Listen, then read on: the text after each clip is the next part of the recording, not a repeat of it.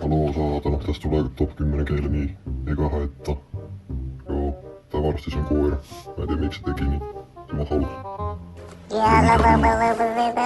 Se ei koskaan kiitä. Sillä on liian pitkät jalat. Se voi luikata liian hyvin. Mä tein. Se vaan hymyilee. Se ryösti sun silmälasit kahvilas eilen. Kello 18. Eikä haittaa.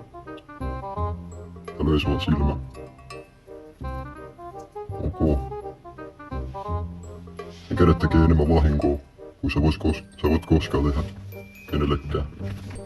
Se hymyilee liikaa, se ei voi tehdä mitään muuta, se ei uskalla. Patrikki, yksihampainen saalistaja. Se liikkuu kuin muurahainen. Ruumeisselin heiluttaja. Kamala kelmi. Se hymyilee, se ei hymyile. Seuraavaksi sitten liitäjä. Se liitää sun ohi. Se vii sun kengät. Se ei koskaan pyydä anteeksi. Se teki sen vahingossa ja suomaa. Se ei tiedä, että se riitää. Ja siinä itse kelmi. Silmät liian suuret. Se vaan miettii rahaa.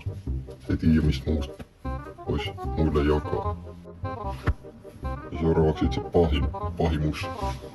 Shrekin sukulainen. Vihreä olio. Viemeressä asusteleva.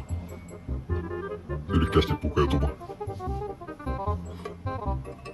Yhteiskuntaa riivaava. Ei voi arvostaa tota. Tuolla on liian pienet hampaat. Tarvii isommat hampaat. Voi kunnioittaa vaan silloin, jos on isot hampaat. Mä en luota tuohon, sillä ei luottokorttia, saatan. Sori. Yksihampainen yhteiskunnan vieriäinen ryöstää. Saada uuden hampaan, ei oo vielä löytynyt. Joo. En tiedä mitä muut se on tehnyt. Tää Jack. Voi mitkä jaksaa, miten menee. Eikö se ole hyvä noin voi sanoa? Tää Kilmi esittää kriminaalia, mut se ei oo. Se ei oo vankilassa, se on karannut sieltä. Se ei koskaan ollut siellä. Se on sun mielikuvitusta. Se on vihainen. Se ei osaa puhua espanjaa. Se osaa puhua jotain muut kielet. Joo, tässä on Robin Hood. Hoodin pelätyin. Se ryöstää köyhiltä, antaa rikkaille. Köyhät ei ansaitse mitään. Joo,